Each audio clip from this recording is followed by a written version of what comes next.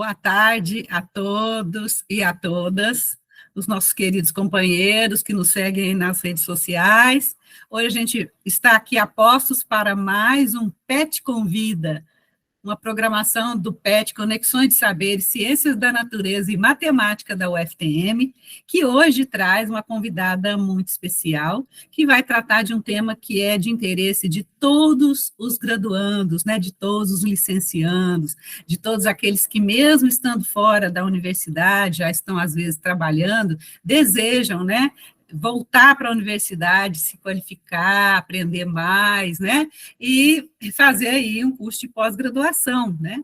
Então, nós vamos conhecer a professora Valdina, que vai trabalhar conosco hoje, né, o PPGED, né, Programa de Pós-Graduação em Educação da Universidade Federal do Triângulo Mineiro, a gloriosa UFTM. Boa tarde, Valdina, seja bem-vinda. Boa tarde, Fernanda.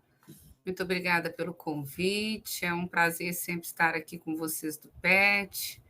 O PET é um espaço de muita alegria, de muita satisfação, que tem um pedaço do meu coração. Fiquei muito tempo, adoro os petianos.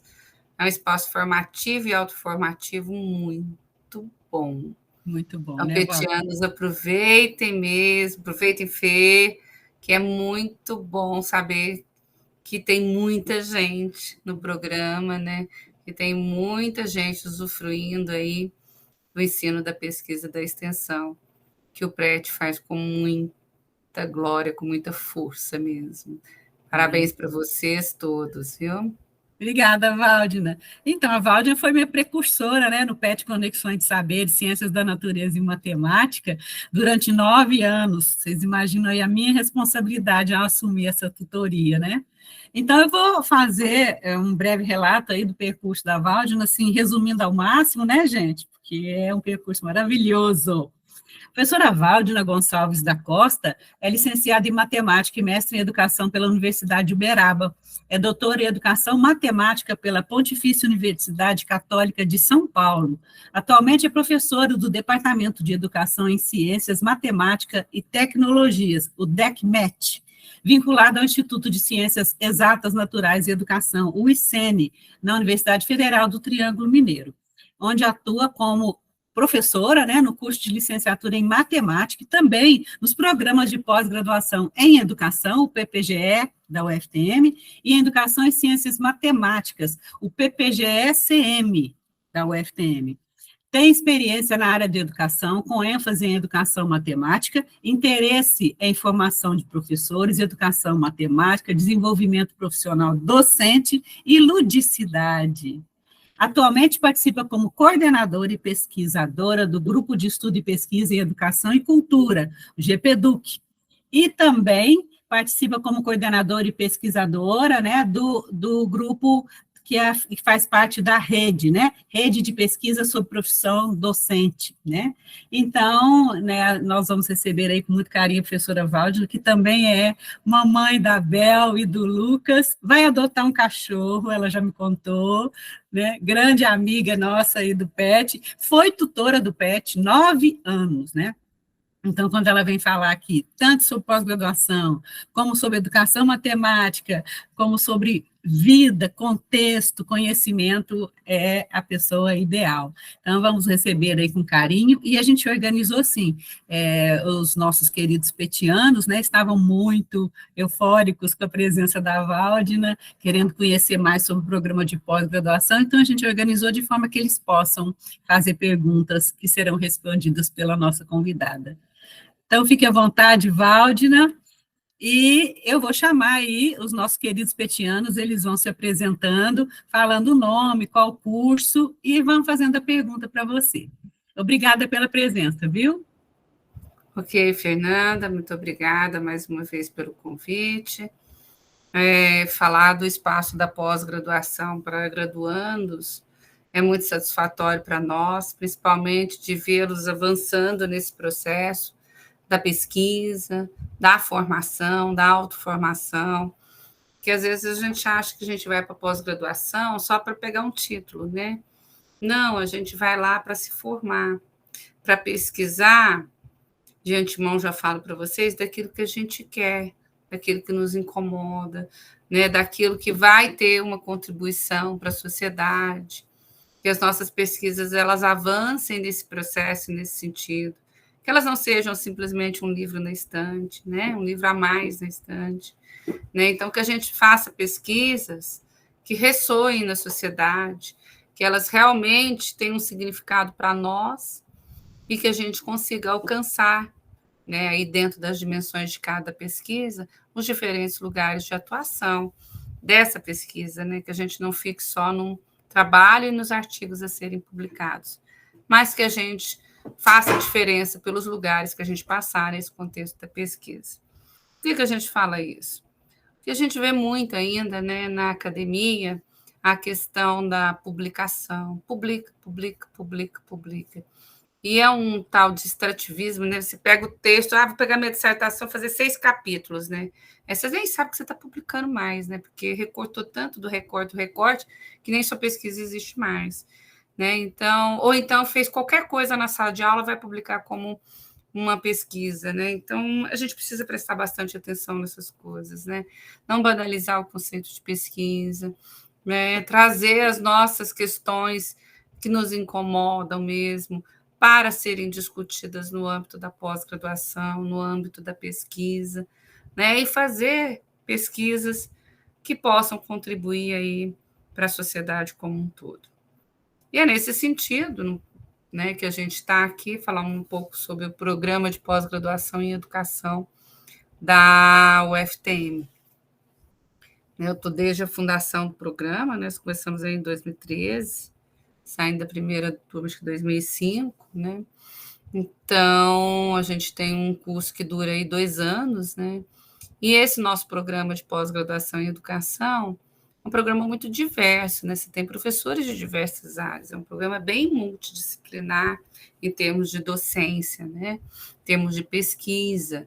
Então, você tem professores que são da geografia, da matemática, da psicologia, das ciências biológicas, da educação física, da química, da filosofia, da sociologia, né? A gente tem muitas áreas trabalhando no BPG, então você consegue perpassar por conhecimentos muito diversos, né? Então, o programa trabalha muito com os fundamentos e as práticas educacionais, né? Essas questões todas epistemológicas que permeiam o cotidiano da educação como um todo.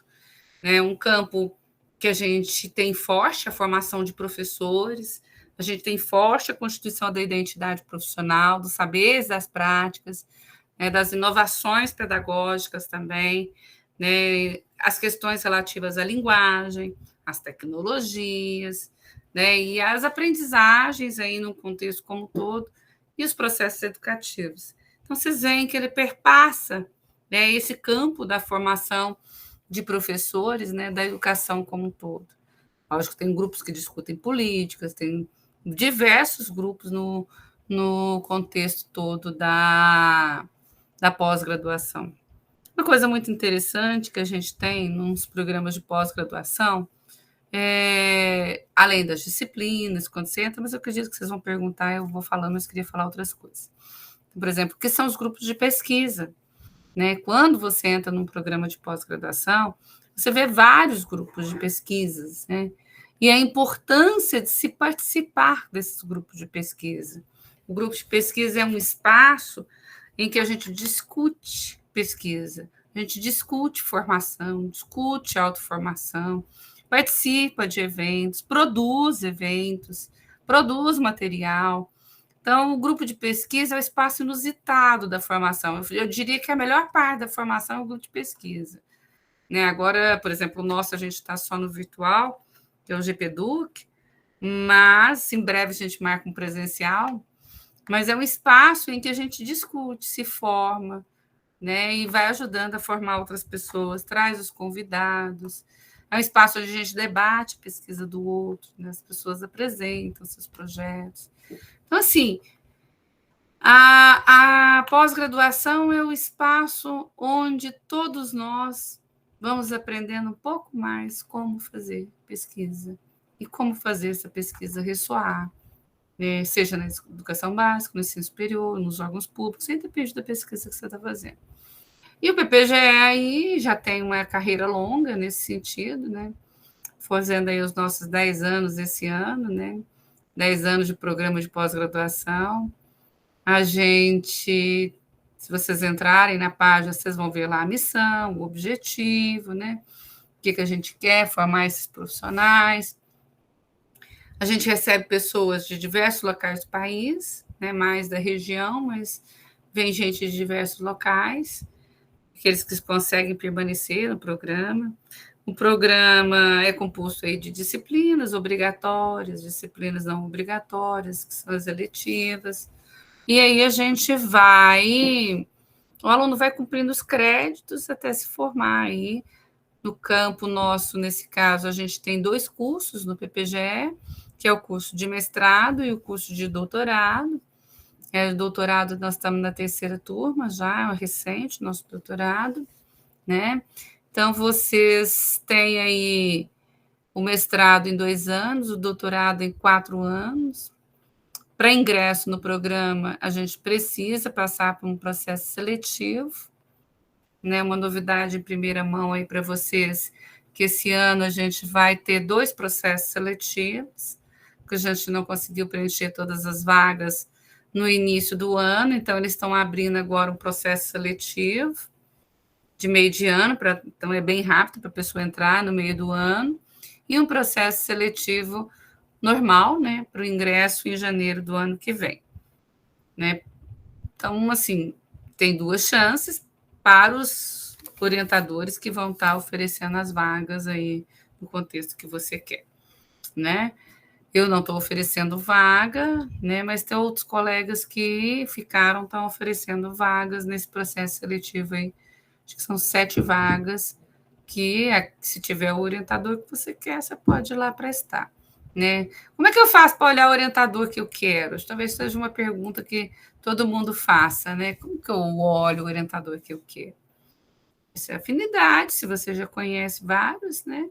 E fora isso, olhar também o que ele pesquisa. Vai lá no currículo Lattes, vê o que ele pesquisa, se é dentro daquilo que você quer, né? Se não tem ninguém que pesquisa o que você quer, eu acho aquele ali, então verifica, vai no grupo de pesquisa, visita, vê se aquele é um espaço que realmente você gostaria de estar discutindo as questões, né? E vai olhando o que esse docente pesquisa para você ver se alinha a sua pesquisa com aquilo que ele faz, né? Então, e é assim que a gente vai montando os projetos, né? Os projetos para ingresso no mestrado ou no doutorado.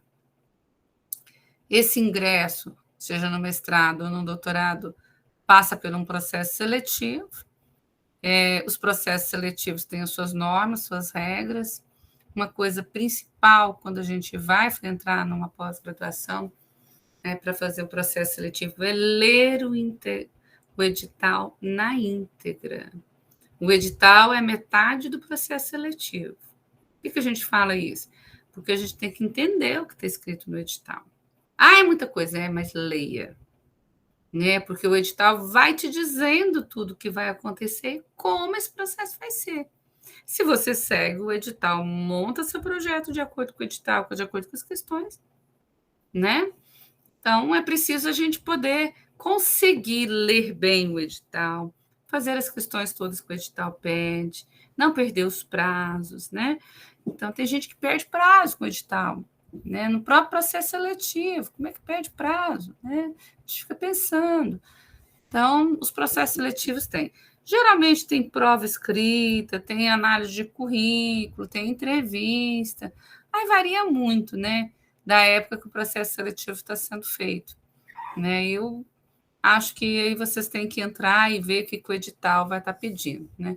Acredito que dentro de algumas semanas já sai esse edital do início do mês, e dentro de um mês e meio, deve estar saindo outro edital. Então, vai estar correndo aí 2 editais em paralelo nesse sentido. Então, a gente tem uma coordenação, atualmente está a professora Marinalva, né? A nossa futura reitora, né? E eu estou na vice-coordenação. Então, a gente deve passar aí por maio, por um processo, né, de saída minha e da professora Marinalva, e a proposta de novas eleições aí para a coordenação do PPGE aqui da UFTM.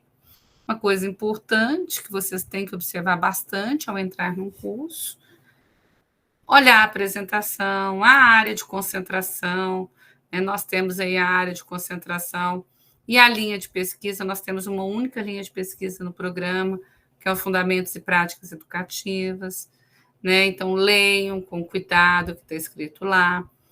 Outro lugar que você deve vir bastante é nos regulamentos. A gente tem, todo programa tem um regulamento que o rege. Leia, ande com o regulamento debaixo do braço, saiba o regulamento. Tudo que você precisa está ali naquele regulamento, né? E os formulários e as orientações que são colocadas na página, né? Formulários a serem preenchidos, solicitação de pedidos, né? Como é que eu faço, por exemplo, a língua, eu preciso de ter uma língua estrangeira para entrar no programa? Não, você tem 6 meses quando você entra para fazer. Se você já tem, tudo bem, né? Você tem validade ainda, né? E se você não tem, você tem 6 meses para fazer. Há vários processos por aí, né? Aceita-se espanhol, português, espanhol, inglês, francês, alemão, e tem umas outras que aceita também. Tem que ver o edital, o que está escrito no edital, né? Então, o edital é o comando aí do processo. E aí você tem que Waldner, você acha que é válido eles já começarem a ler o edital do processo anterior para ir tomando, né, a pessoa lê, né, ainda não sai o edital, mas eu já quero saber. Então, você pega do edital anterior, do mesmo programa, e costuma ser interessante fazer isso? Costuma, muda bastante coisa, mas é bom você ver como foi aquele, é interessante, depois você vai lá, lê o outro, olha, eles mudaram isso, se mudou certamente porque não estava dando certo, né? É legal fazer isso. É uma proposta boa, né? Vale muito a pena. Vai pegando já, né, o jeito que funciona, vai aprendendo a ler de tal, porque isso também é uma arte, né? Sim, por isso que é 50% da aprovação. Não nasce sabendo, não, né? Não, não tem jeito. Precisa aprender a ler o edital. E não é simples, tá, gente? É. Bom, que mais? Tem o colegiado, né? Todo programa tem seu colegiado. O colegiado tem representação discente, tá? Um titular para o mestrado, um titular para o doutorado e os respectivos suplentes. Então, as reivindicações que precisam são todas passadas para esse representante do colegiado, que leva, né, com antecedência, aponta o item de pauta para a reunião e a gente coloca a discussão em discussão. As reuniões, geralmente, esse ano estão acontecendo na última sexta-feira do mês, não, na última segunda-feira do mês, à tarde, né? Que são os momentos. Muitas coisas que passam pelo colegiado precisam ser aprovadas também no colegiado da pós, que é o colegiado geral da UFTM, do programa de pós-graduação, né? Então, a gente precisa estar afinado com essas questões.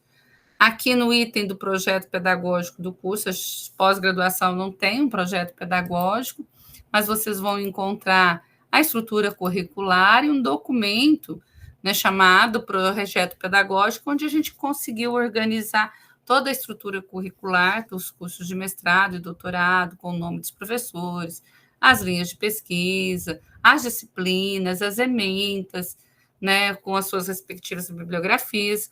Vocês encontram esse documento lá no projeto pedagógico, né, e auxilia bastante para vocês estarem conhecendo como é o programa. Bom, acho que da página, aí você entra na página também, tem todos os professores com seus respectivos grupos de pesquisa, né, que vocês também podem estar consultando. No mais, assim, da página que eu gostaria de estar alertando para vocês é isso.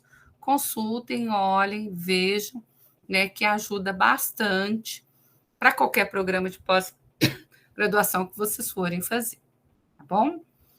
Bom, acho que a gente pode ir para as perguntas, não, Fê? Senão eu vou falar o resto da tarde aqui. Porque, né, é muita coisa, né, que tem que informar, mas vamos ver se no final eles não tiverem perguntado alguma coisa que você acha importante, você conclui. Podemos fazer assim? Então, quem gostaria de fazer uma pergunta para a Val, não levanta a mãozinha aí, vamos embora. Fica mais fácil. Posso começar aqui.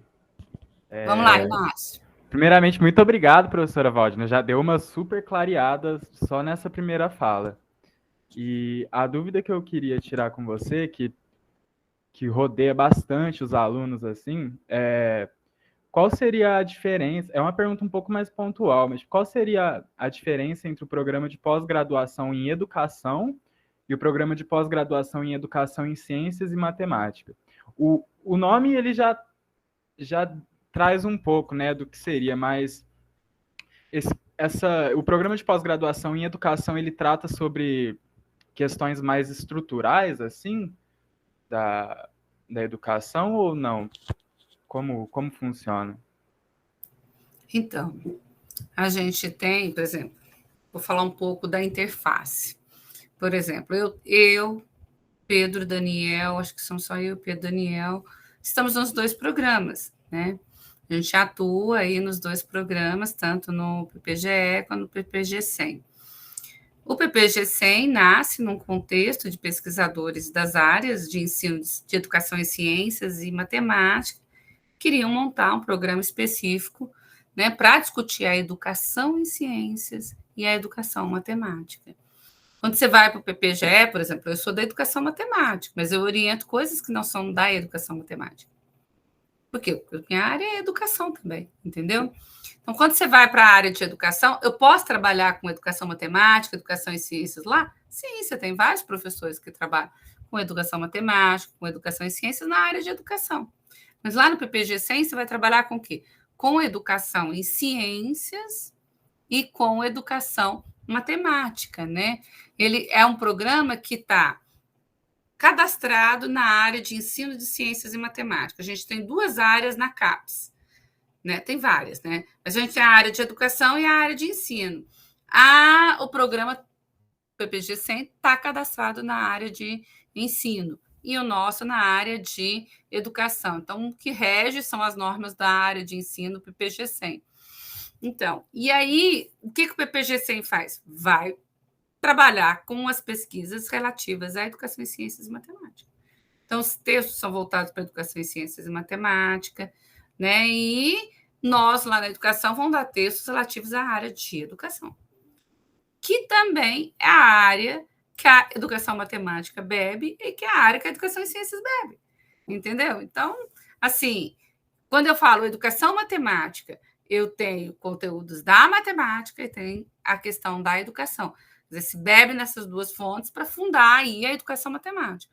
A mesma coisa a educação em ciências. A educação em ciências aí vão estar professores da área de química, da área de física e da área de biologia.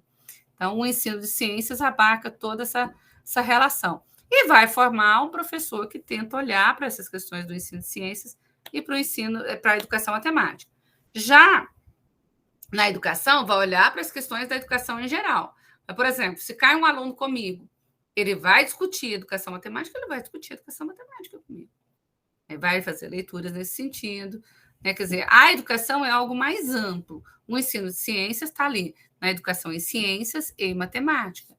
É específico para formar professores nesse sentido. Então, você não vai para lá, por exemplo, pesquisar ensino de geografia. Né? A não ser que você vai falar de educação ambiental, que é uma questão relativa à educação em ciências. Entendeu? Então, essa é uma grande diferença. Os 2 são mestrados acadêmicos, não são mestrados profissionais. Né? Os docentes, a gente tem vários docentes lá no PPG-100, tem a área de concentração, os projetos, os regulamentos, parecidos todos com a educação do jeito que eu falei. Né? Tem edital próprio. Né? Então, nesse sentido, são semelhantes as questões. Aí tem que estar lendo para ver as especificidades. Mas, basicamente, é isso. A área é a área de ensino, não é a área de educação, e vai discutir essas questões. Não sei se eu clareei aí ou se eu piorei. Não, ajudou sim. Minhas inquietações são sobre a educação em si mesmo. Não sinto que seria algo específico na biologia, né? O qual é meu curso e tal. Seria algo mais geral. Então, eu já sei para onde caminhar, no caso. Muito obrigado. Não foi nada. Eita. Olá. Professora, a minha questão, ela varia mais assim. quais seriam as vantagens da gente de realizar um programa de pós-graduação de educação na nossa universidade? Olha, Cleita, a primeira grande vantagem de tudo quanto é curso que a gente foi fazer, para mim, é pessoal, né? De satisfazer, de responder aquele meu problema de pesquisa, aquela minha angústia, aquilo que eu gostaria de estar pesquisando, de estar contribuindo para a sociedade como um todo. Para mim, é o ponto forte de todo programa pós-graduação, né? Se ele dá conta dessas questões, né? E eu consigo contribuir socialmente para isso. Para mim, esse é o ponto número 1 e o mais forte de todos. Uma outra vantagem é ter o título de mestre em educação, né? Que te ajuda a perpassar por diversos campos, te dá uma visão mais ampla da educação como um todo, te permite ser docente no ensino superior, qualquer programa de mestrado, né? A docência no ensino superior requer uma formação a nível de pós-graduação, né? Te permite, se você é professor aí nas redes públicas, né? Tem um salário diferenciado, alguns demoram um tempo, outros menos, né? Então, tem as vantagens das gratificações, né, das diferentes carreiras aí. Ter conhecimento, saber dialogar mais, né? Participar de eventos, principalmente divulgando seus trabalhos, conhecer pesquisadores os mais diferentes possíveis. Se está a nível de doutorado, você tem a possibilidade de ganhar uma bolsa sanduíche e estudar no exterior, né? A gente tem agora uma aluna indo para os Estados Unidos, né? Ela vai para o Canadá, aliás. Ela está indo para o Canadá, vai ficar 6 meses lá no Canadá.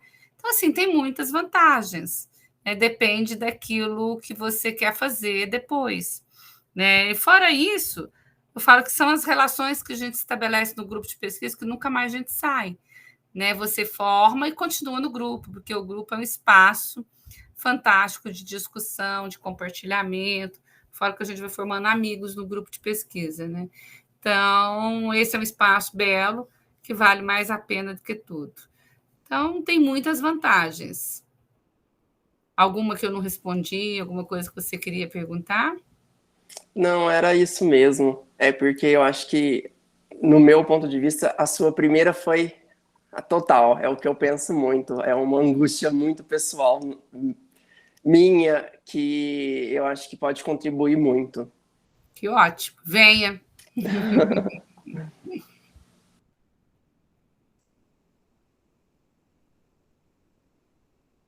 Oi, Gi.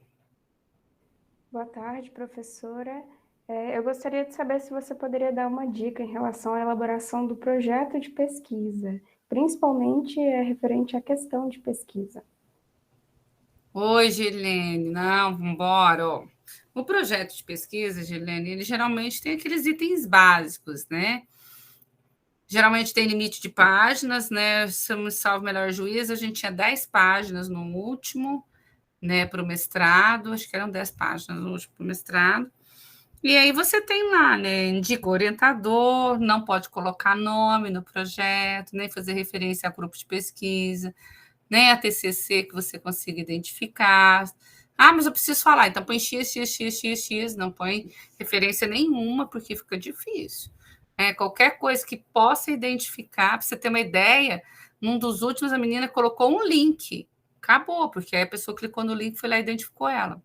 Né? Então, assim, a gente precisa tomar cuidado na hora de escrever, né? Se é no duplo cego, é cego mesmo que a gente tem que fazer o projeto. E aí, colocar uma boa introdução que consiga justificar bem o seu projeto. Por que o seu projeto precisa ser, essa questão que você está propondo, ela precisa ser, qual a relevância científica dela, qual a relevância social, pelo menos essas duas relevâncias, né? Como é que eu formo o meu problema de pesquisa, né? O que é aquilo que te incomoda? O que a literatura já diz? Eu quero pesquisar essa da educação matemática, né? Por exemplo, vamos pegar uma questão.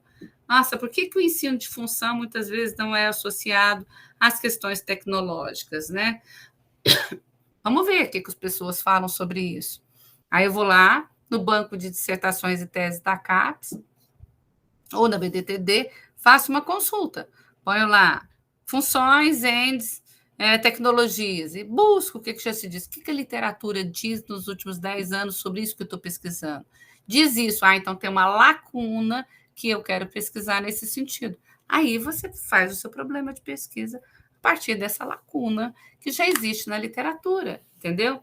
A gente chama isso de dar uma olhada na literatura, o que já existe quando você vai fazer esse problema de pesquisa, para a gente não pesquisar mais do mesmo, entendeu? Então, a gente vai e olha especificamente, vê o que já existe, né? Porque quando a gente vai fazer um problema de pesquisa que já tem resposta, não é pesquisa, né? Então, a gente precisa olhar para essas questões. E fazer um problema de pesquisa é nortear a minha pesquisa. O que é um bom problema de pesquisa? Aquele que responde, aquele que tem uma pergunta da qual aquilo não foi pesquisado ainda. Né? Você fala, que legal. Né? Eu vou pegar aqui o do Breno. O Breno queria saber como a realidade virtual e aumentada, salvo melhor juízo, Breno, como que a realidade virtual e aumentada estava sendo utilizada na educação básica para o ensino de geometria, né? Como que isso está acontecendo? Como que eu tenho isso inserido no contexto da escola básica? Né? E aí ele foi pesquisar nos artigos, primeiro uma revisão sistemática. Então, você tem aí, estou dando spoiler, Breno, então você tem aí, né, um problema de pesquisa bom, porque a gente não tem isso pesquisado ainda, a gente tem gente aplicando softwares os mais diferentes possíveis na sala de aula, mas como que ela é utilizada? De que forma? Né? Então, você tem aí, né, problemas de pesquisa diversos. Como que eu posso fazer isso? Olha, no grupo de pesquisa é um lugar interessante, fazendo TCC é um lugar interessante. Eu acho que o PPGE vai acabar dando um cursinho. Acho que a professora Ivânia vai dar um cursinho de como montar um projeto um dia. No PPG-100, acho que o professor Daniel e o professor Pedro já deram. Então, vocês têm que estar atentos. As pessoas acabam dando, né, umas dicas de como fazer projeto. A própria internet tem dicas muito boas sobre como fazer esses projetos. Né? Então, você tem aí, feito um problema de pesquisa, levanta os objetivos, né? O que eu quero com esse projeto? Quais as ações eu preciso desenvolver? Com que fim? Né? Para alcançar o objetivo geral, por exemplo, ou para tentar olhar para a minha pergunta. Depois que eu olho que referencial teórico vai dar conta dessas questões que eu estou propondo, né? Não precisa escrever o referencial teórico inteiro, mas levantar alguns atores e falar um pouco sobre o que eles pesquisam, né? Depois levantar o referencial teórico metodológico, né? O que eu vou fazer? Que tipo de pesquisa é essa? Né? Quais são os procedimentos da minha pesquisa? Se eu vou a campo, quais são os sujeitos? Ou se é outro tipo de campo que eu vou? Né? O que eu vou estar fazendo nesse campo? Como que eu vou estar constituindo meus dados de pesquisa? Como que eu vou estar analisando essas pesquisas, esses dados da pesquisa? Né? E as análises desses dados e as considerações. Então, nas considerações, a gente não tem considerações num projeto de pesquisa, mas a gente tem como você pretende fazer essa análise de dados e um cronograma da pesquisa, né? Considerando aí a defesa, a qualificação, porque no mestrado existe uma fase, né? Por exemplo, no PPGE, depois de entrar até 18 meses, você precisa qualificar, que é uma banca de qualificação, né? Uma banca de qualificação é um espaço em que você convida outros olhares, você, seu orientador, outras pessoas para ter um olhar sobre o projeto de vocês. Né? Então, essas pessoas vêm, dialogam com você. É um espaço ótimo. As pessoas falam do projeto, têm ideias, trazem sugestões. Né? Então, até 18 meses acontece todo esse processo para você defender nos 24 meses depois. Geralmente, quem entra tem que qualificar até agosto do outro ano e defender até fevereiro do ano seguinte. É nesse processo, mais ou menos, que a gente está aqui no PPGE. Então, é bem interessante. Ficou alguma coisa que eu não respondi, Gi? Não, professora, muito obrigada pelo esclarecimento. Ok. Cleiton? Professora, só passando na frente agora, só para completar uma dúvida da pergunta da Girlene, essa banca de qualificação, ela seria a mesma banca da aprovação da defesa ou muda? Olha, geralmente as pessoas mantêm, né? Porque a banca da qualificação é a banca que deu todas as sugestões de alteração. Aí você vai para a defesa, coloca outra banca, né? A não ser que tenha acontecido alguma coisa muito inusitada aí. Mas geralmente é a mesma banca, tá?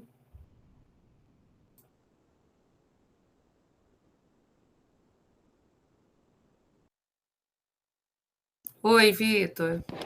Boa tarde, professora. Eu gostaria de saber qual que é a importância dos dois programas para a sociedade. Quais as pesquisas de mais valores que está tendo nos programas atualmente? O que os alunos estão pesquisando? Olha, o que todos os alunos estão pesquisando, eu não sei, tá? Porque a diversidade é grande e a gente não tem, assim, contato com todo mundo.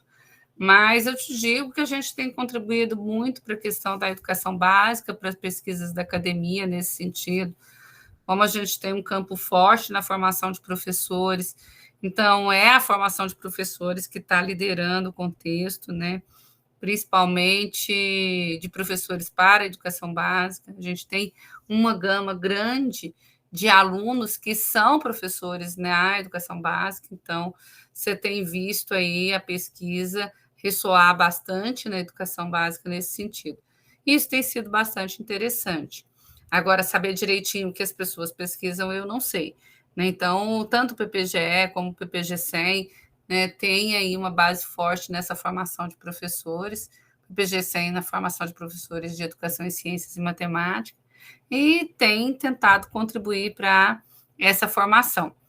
O PPG-100 vai estar com as suas turmas defendendo agora, nesse ano, então tem muita gente já saindo com as suas pesquisas aí, com as primeiras turmas defendendo.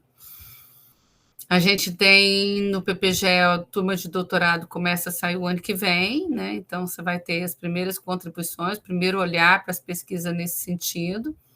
Então, os professores vão estar saindo, tem muito professor da educação básica, tem muita gente de fora também, Patos de Minas, Amazonas, né, Nordeste, tem muita gente de fora vindo fazer, né, aqui o programa com a gente. Então, vale muito a pena a gente participar e fazer parte desse grupo. Eu falo, quem está na pós-graduação está na elite brasileira, né, na academia que discute as questões. Não percam o fio, saiam da graduação e tentem já se ingressar, né? Eu sei que às vezes a gente sai da graduação, fica doido para ir trabalhar também, vai trabalhar também, mas vai fazer pós também. Né? Tem bolsas? Tem bolsas sim, o programa tem bolsas. Muitos que entraram já conseguiram bolsas, né? Aí depende do critério de seleção dessas bolsas. Geralmente o critério é meritório, né? Meritocrático, né? As pessoas, quem tira as maiores notas são os que recebem as bolsas, mas aos poucos a gente vai aí conseguindo driblar o sistema, no sentido de driblar o sistema que eu falo assim, é no sentido da gente conseguir fazer uma seleção um pouco melhor que atenda a essas questões todas, não só sociais, como também de notas.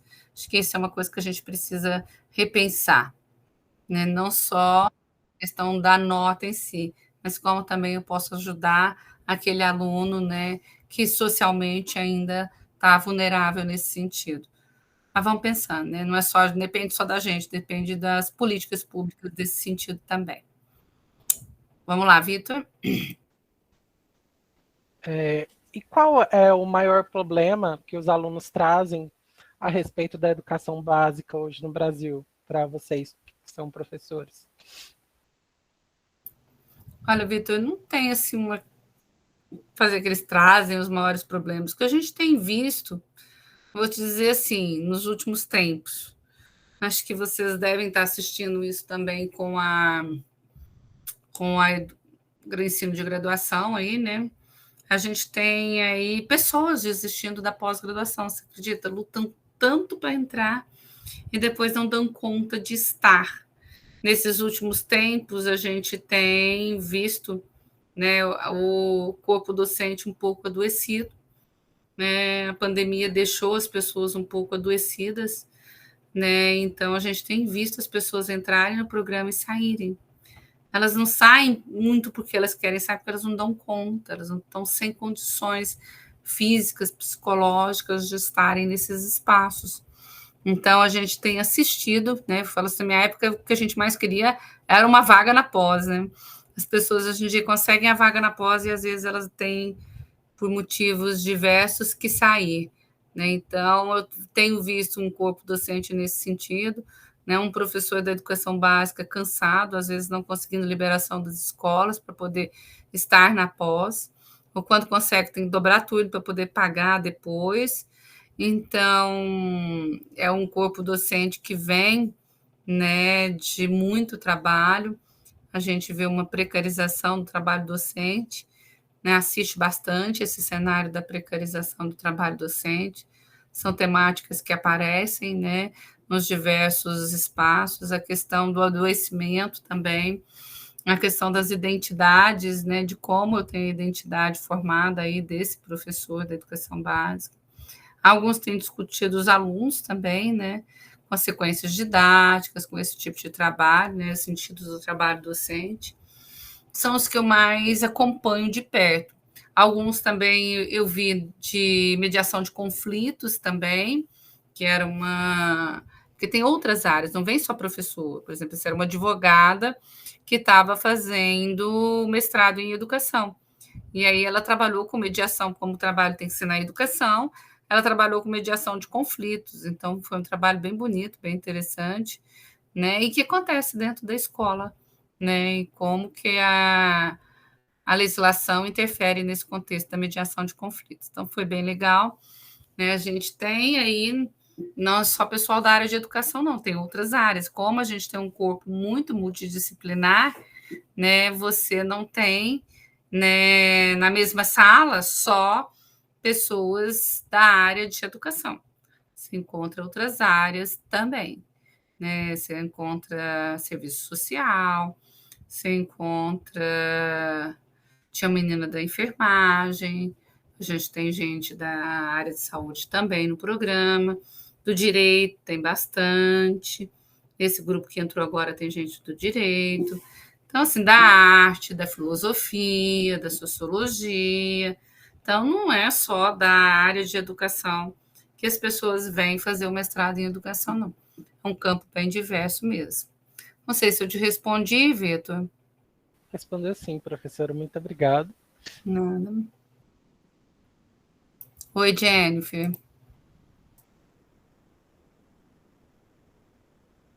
Não estou te ouvindo, tá sem som. Tô tão animada que eu esqueci de ligar o microfone, Valdina. Boa tarde, tudo bem? Tudo e você? Tudo jóia. Então, a minha dúvida é a seguinte: quais são os desafios enfrentados pelos alunos que participam desses programas de pós-graduação e como a universidade os ajuda a superá-los? Tem essa possibilidade da universidade ajudar? Então, Jennifer, a gente tem realmente alguns desafios. Um deles é o trabalho, que eu acabei de falar para você, que é conciliar o trabalho com os estudos. Outra é conciliar a família com os estudos. Né? Muitas meninas acabam ficando grávidas no meio do mestrado, imagina? Né? Então, aí o desespero é grande, né? E uma outra coisa que a gente vem batalhando também, Jennifer, é a questão do horário, principalmente para quem trabalha, né? Então, é a concentração de aulas em tempos, né, diferentes, para que esses meninos consigam vir um dia, dois e fazer as disciplinas, principalmente quem mora fora. E até quem trabalha também, né, para as dispensas e tudo mais. Então, que a gente tem muito desafio. Esse desafio da pandemia e das questões psicológicas tem se apresentado também, como eu disse para vocês, né, as dificuldades. Uma outra dificuldade que a gente enfrenta é da escrita, né? Um pessoal que lê pouco, escreve pouco, né? Então, esse é um desafio da orientação, né? E assim, como solucionar tudo isso? Né? O desafio da pandemia, a gente não dá conta na universidade. O que a gente faz é encaminhar para o NAS, conversar bastante, dialogar, pedir para o orientador dialogar. E muitas vezes a gente perde o aluno, Jennifer. O aluno realmente não consegue ficar por essas questões todas. Né? Em relação à flexibilidade dos horários, a gente tem tentado, mas nosso corpo docente é um corpo docente que dá muita aula na graduação, né? Então, aqui na universidade, eu não sei se vocês sabem, mas a pós-graduação é porque você quer, então você se vira com as aulas da pós. Então, não é computado para a gente como aula, é tudo extra, então não entra na sua carga horária. Então, se eu tenho que cumprir lá, por exemplo, 8 horas, 10 horas por semana de aula, após, por exemplo, eu estou com 4 horários na pós de manhã, eu estou com 8 horários na pós esse semestre, e eu já dou 10 na graduação. 10, assim, horários de sala, porque você sabe que a graduação tem todos aqueles horários todos que a gente dá depois, tem o acompanhamento de estágios, né? Então, eu tenho estágio na graduação, tenho estágio na pós-graduação, fora os orientandos. Então, assim, pesado? Pesadíssimo. Esse semestre, como eu estava falando para a Fernanda, março não acaba. Então, tem essas questões. O corpo docente também é um corpo docente que sofre com essas questões também. E o professorado sofre com o trabalho que muitas vezes não é liberado. Né? A gente tem assistido, às vezes, por exemplo, a gente teve esse semestre, para você ter uma ideia, lá no PPGE, o aluno ele tinha que estar na escola 3h30 da tarde. Ele não conseguiu fazer a nossa disciplina, porque eu não poderia colocar presença para ele, porque ele estava em outro lugar. Né? E nem ele poderia ter esse tanto de falta que ele seria reprovado por falta. Né? Porque tem os 75% de presença que precisa ter. Né? E ele não conseguia nem faltar alguns dias lá para poder equilibrar o número de faltas. E aí ele teve que largar a disciplina obrigatória para fazer em um outro momento da vida. Então, assim, ainda é um corpo, apesar da gente ter um mestrado que é acadêmico, ainda é um corpo discente que tem todas essas questões, além das viagens dos que vêm de fora, né? Então, tem a questão das bolsas, o número de bolsas. A gente tem um problema, sobra bolsa de doutorado, por exemplo. Semestre passado, a gente estava com 4 bolsas de doutorado ociosas, porque a gente não tinha para quem dar. É, sério assim, tinha para quem dar, todo mundo trabalha, então, quer dizer, você está num mestrado acadêmico em que a pessoa não está ali disponível para estudar, ela está trabalhando e fazendo. 4 ociosas, a gente pegou gente de fora, vocês vão ver que vocês têm aí na cidade uns moçambicanos, uns angolanos, que vieram fazer o doutorado com essas bolsas, porque a gente estava totalmente sem gente aqui na cidade com bolsas. A gente conseguiu fazer esse intercâmbio, ainda bem. Então, quer dizer, poucas, mas muito poucas, né, pessoas acabam pegando bolsa no doutorado. No mestrado, o fluxo ainda é um pouquinho maior, tem muita gente que sai aí da graduação, mas doutorado não. Fora isso, a gente também tem um baixo número de candidatos lá no PPG 100, viu, gente? Pouca gente acaba fazendo inscrição. Você acredita, Fernanda? Temos um Instituto de Ciências Exatas e Naturais e Educação e o povo não vai fazer inscrição, né, para o mestrado. Então, assim, eu percebo também que a busca diminuiu pela pós-graduação. Não sei se é o momento atual que a gente vive no país também, que tem tudo isso também, né? Tem tudo isso. Tem todas essas questões também, o momento que a gente vive atualmente no país, que reflete nos diferentes espaços, e reflete na pós-graduação também. Né? Menos pessoas aí procurando a pós, muita gente preocupado com o que vai pôr dentro de casa, com o que vai comer, né? Então, é uma corrida para a sobrevivência que eu tenho visto aí nesses espaços desses últimos tempos, né? Não sei, espero que mude bastante aí, que a gente consiga, né, avançar nesse sentido, principalmente porque eu falo que a pós-graduação, gente, é um lugar em que a gente produz a ciência, produz as questões, onde as pessoas pensam sobre as questões que polemizam, né, a sociedade como um todo. E se a gente não tem esse espaço de seres pensantes, né, como é que a gente vai ficar, né? Antes era uma corrida para a graduação, agora a gente está na corrida da pós e perdendo, comendo bronha no meio do caminho, né? Porque um aluno da pós entra e não consegue estar, né? Então, a gente precisa bastante de pensar nisso. Né? Fora os atropeiros da vida por aí, que todo mundo tem, né? Mas é bem por aí. Não sei se eu respondi tudo. Respondeu, professora. Muito obrigada, viu? Nada. Keila? Oi, eu sou uma das que entrou agora, né, no PET também.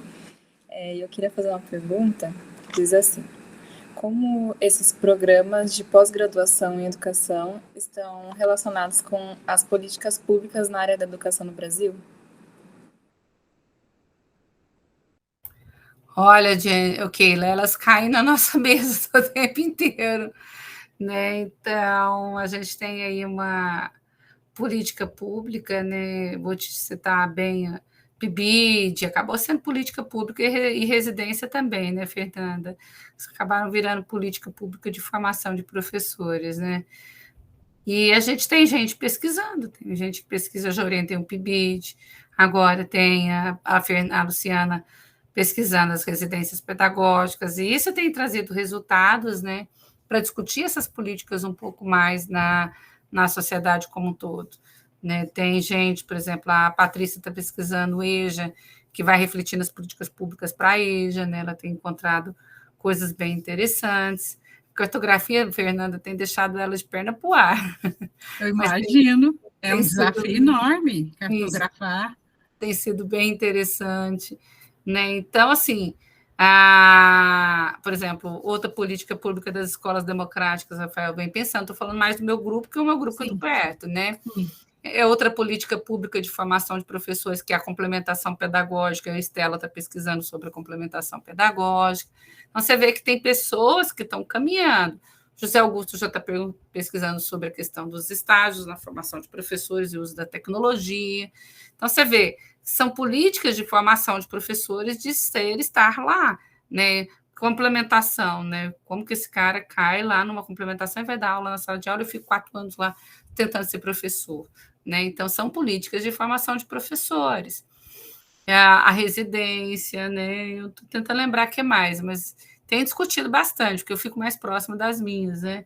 Mas tem as políticas de formação de continuado de professores, que tem gente que discute, a da educação não formal, tem gente discutindo também. Aparece lá ensino médio, inclusão, Valdina? Você tem notícia? Inclusão tem sim, tem inclusão, tem ensino médio, tem também, tem pessoal pesquisando a educação quilombola. Ah, que legal! Tem questões na questão da população negra, tem coisas bem legais sendo pesquisadas. Perfeito. Né? Então, é bem interessante, é bem diverso. Como eu falei que nós somos muito diferentes, é bem diverso mesmo. Achei ótimo. Tem uma diversidade muito grande. E é bom quando encontra todo mundo para falar da pesquisa, né? Porque se vocês querem fazer um projeto de pesquisa, eu acho que uma coisa legal é conversar, falar sobre a pesquisa, né? Quando a gente vai falando, eu quero fazer um projeto assim, o outro vai te dando ideias, o outro vai te dando dicas, e você vai ali com o caderninho, anotando ou gravando, né? Eu tenho mania, às vezes, de ligar o gravador, quando eu estou conversando com uma coisa que me salve, né? Eu gosto muito de falar. Mas quando a gente vai falando da pesquisa, vai ressoando aqui. Então, pensar um pouco sobre isso, que ajuda bastante na constituição do projeto, né? E ler outras pesquisas que já foram feitas sobre o tema também ajuda bastante. A gente até propôs, sabe, fazer um momento no PET, onde quem está no TCC1, no TCC2, já começa desde o TCC1 a trazer o projeto para discutir, ouvir, depois no TCC2 trazer o TCC para discussão, não só na hora de apresentar, mas durante o processo, né, para ir amadurecendo isso aí. Acho que todo mundo vai aprender bastante com isso, né, Valdina? Ótimo, excelente. É uma medida, né, do grupo de pesquisa que a gente está trazendo para o PET como atividade de pesquisa mesmo, né? Acho que vale a pena, né? Convida o orientador para discutir também, para trocar ideia. Isso é muito bom, gente. Esse é um espaço formativo para todo mundo. Aproveitar esse espaço, né? Sim. Vitor? Professora, você trouxe a questão das bolsas que não foram preenchidas. e as meninas estavam discutindo aqui no grupo, estavam com dúvidas. Existe um documento que você assina, né, que você não pode estar trabalhando para receber essas bolsas, não é? Coisas do tipo. Sim, sim. Os órgãos de fomento, eles querem um pesquisador só para pesquisa. Então, você não pode estar trabalhando, né? E daí você, por exemplo, alguns lugares aceitam LIP. Quem é professor, né, na prefeitura, nos diferentes lugares, pede licença, ele até aceita. Mas outras não aceita nem isso. Você tem que estar inteiramente à disposição para a pesquisa, para receber a bolsa. Pamela? Valdina, mas e se a pessoa, tipo assim, não pode estar trabalhando, né? A pessoa sai, vamos supor que a pessoa está trabalhando, ela sai para poder tentar a bolsa, porque estudar o doutorado deve ser muito difícil, né? Você ainda trabalhar, você não consegue, não. Aí a pessoa sai e não consegue a bolsa. Aí como é que... Não, mas você pode sair do emprego só depois que você conseguir a bolsa. Tem um prazo para arrumar a documentação, entendeu? Então, você continua no emprego até falar assim, a bolsa é sua. Aí você vai lá e pede desligamento, entendeu? Ah, sim, entendi. Isso é possível. Aí vai Oi. só estudar, hein, Pamela? Vidão, hein? Com certeza. Eu não sei como é que eles conseguem, viu, Vágio? Mas eles estão no PET, trabalham e estudam. Meu Deus. Jesus! Então, o sonho deles é esse. Eu vou ter uma bolsa e vou só estudar, né, Pamela? Se Deus quiser, você vai conseguir. Professora, eu já escutei da minha tia que, no caso, se você passar num concurso público, ele te dá aquele tempo, né? Você ainda continua recebendo, mas ele te dá o tempo para você estudar. No caso, tem como pegar a bolsa estando num concurso público que está te pagando ali ainda, ou não tem como? Olha, só se você pedir licença sem vencimentos. Alguns órgãos de fomento aceitam, outros não, tá? Mas aí receber 2 não tem jeito, tá? Receber salário mais bolsa, esquece, não dá. Tá? Nossa, não muito tem obrigada. Jeito. Porque eu estava muito em dúvida nisso. Ok. Vitor? Professora, tudo bem? Meu nome é Vitor, eu sou novo petiano igual a Keila também, né? Só que eu sou da biologia. Eu estava com uma dúvida, você comentou em relação ao sistema que ele é meritocrático para selecionar os alunos que vão receber a bolsa, né? Eu queria saber como que esse sistema olha? É nota? É histórico acadêmico? Qual que é o que vai ser analisado, assim, material?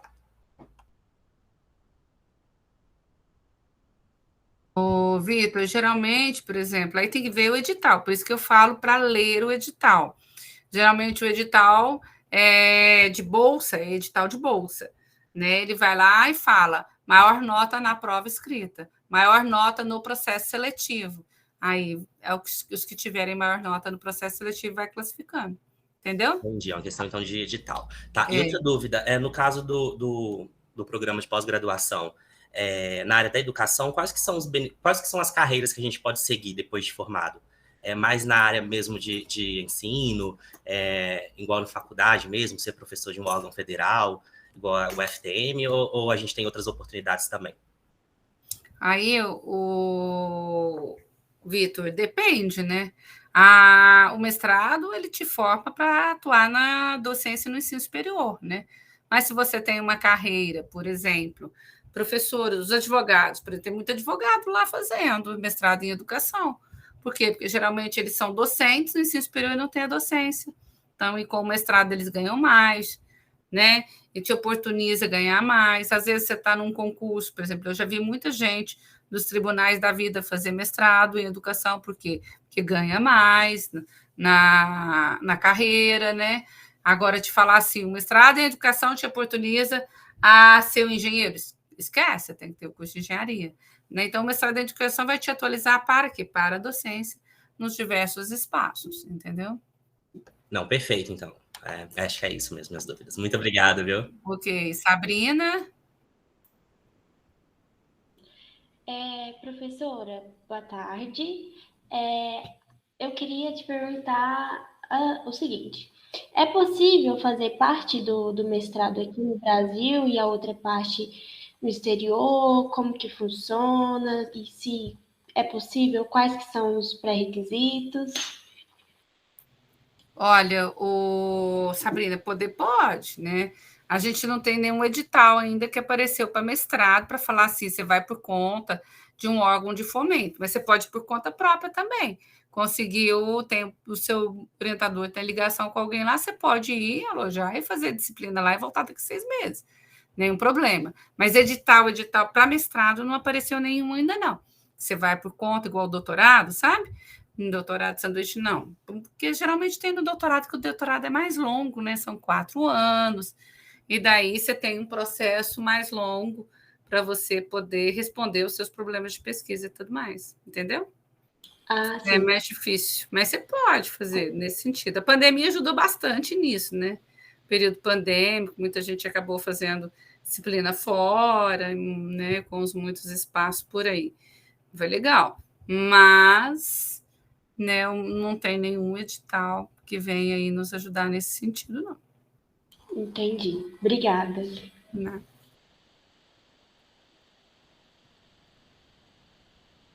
Mais alguém? Parece que só a Roberta tem uma última, que ela está aqui. Pelo amor de Deus, quero fazer a minha. Então vamos, Roberta. E aí vai ser a última, que a professora Valdir já está com o tempo esgotado, e a gente também, né, Valdir? Vamos lá. Roberta, o que você queria perguntar para a professora? Boa tarde. Eu queria perguntar a diferença de stricto sensu e lacto sensu. Então, a pós-graduação, né, se divide nesses 2 níveis, né, o stricto sensu e o lato sensu. O lato sensu são os cursos de especialização, né? A gente tem curso de especialização aí de 360 horas ou mais. Isso é um curso lato sensu, de 360 horas ou mais. O stricto sensu são a nível de mestrado e doutorado, entendeu? Então, você tem aí mestrado e doutorado a nível de stricto sensu, geralmente o mestrado 2 anos, doutorado 4 anos. Essa é a diferença que a gente tem dos dois. Tá? Então, falar assim, eu tenho pós-graduação, o que é? Especialização, mestrado ou doutorado? Entendeu? Porque se é especialização, é o lato sensu. Não tem que defender uma tese, uma dissertação, entendeu? Geralmente é um TCC. É isso que a gente tem, tá, Roberta? Tá bom, obrigada. Então, né, temos que ir, né, meninos? Vamos todo mundo ligar a câmera e fazer tchau para a Valdina? Vamos lá, né? Agradeço aí imensamente. Aí, todo mundo aí, ó, todo mundo bonitão. Estou sempre à disposição, podem me chamar aí quando quiserem, eu pergunto pelo zap por aí. Cleiton não me fez uma pergunta, Cleiton não, o Breno me fez uma pergunta, né, Breno? Não chegou na vez dele, não, né? Não deu tempo. Não deu tempo. Eles tinham muitas perguntas, mas a gente teve que ir selecionando, né? Senão a gente fica aqui a tarde toda, fica uma live de 9 horas e meia. Inviável. Inviável. Vamos abrir a câmera para tirar uma foto, então? Vamos lá, vou tirar, hein? Vou dar um clique. Ok. Diz! Aí, tirei. Gratidão, Fernanda, pela oportunidade. Você que vai despedir da professora, Pamela? Olha, despeço. Muito obrigada, viu, Valdina, por estar aqui com a gente, responder as nossas perguntas, tirar nossas dúvidas. Foi um momento muito bom. E muito obrigada, que Deus abençoe sua vida, seus filhos, e você continua sendo essa professora dedicada, esforçada, e vê se não trabalha demais, viu? E ela trabalha muito. Todos na pós-graduação, lá, os nossos alunos na pós-graduação, né, caminhando no processo da vida, né, e com muito amor, muita paz e muita tranquilidade. Lembre-se, serenidade faz parte da existência. Tá bom? Um beijo para você. Muito obrigada.